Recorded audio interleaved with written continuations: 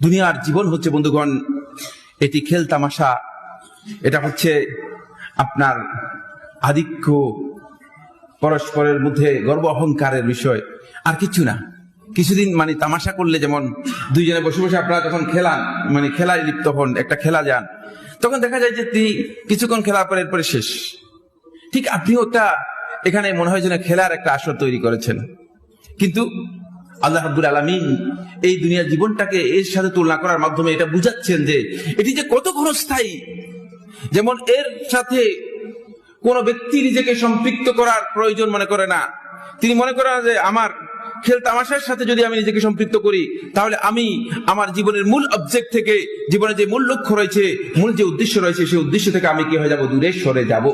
ঠিক এই জন্য আল্লাহ সুবহানাহু ওয়া তাআলা কোরআনে কারীমের সূরাতুল হাদীদের 21 নম্বর আয়াতের মধ্যে বলেন, ই'লামু, তোমরা জেনে রাখো, আন্নামাল হায়াতুদ দুনিয়া লাইব, দুনিয়ার জীবনটা হচ্ছে খেলা, ওয়া লাহউন, এটা হচ্ছে তামাশার মতো, ওয়া জিনাতুন, একটু চাকচিক্য সৌন্দর্য আছে।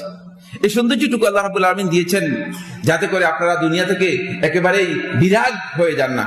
এই জন্য ওয়া তাফাখুরুম বাইনাকুম, আর তোমাদের পরস্পরের মাঝে একটু অহংকার, কার কি আছে, দেখা যায় কথা বলে আপনার কি আছে, একটু, কিন্তু তিনি বুঝেন না যে এই যে অহংকারটুকু কিচ্ছু না।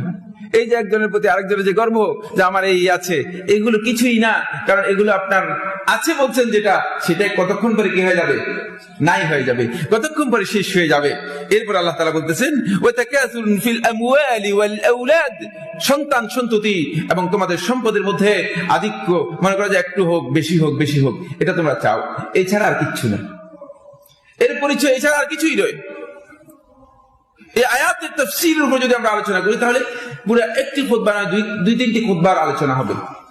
আল্লাহ রাব্বুল আলামিন এই আয়াতের মধ্যে দুনিয়ার জীবনের পরিপূর্ণ চিত্র তুলে ধরেছেন। কারণ আল্লাহর বান্দাগণ সত্যিকার অর্থে দুনিয়ার জীবনে, পার্থিব জীবনে যে কাজগুলো তারা করে থাকে, সেগুলো হচ্ছে এগুলি। এর বাইরে আপনি দেখবেন কিছুই নেই।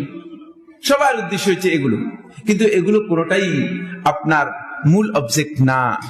আপনি এখানে আখিরাতমুখী হতে পারেননি।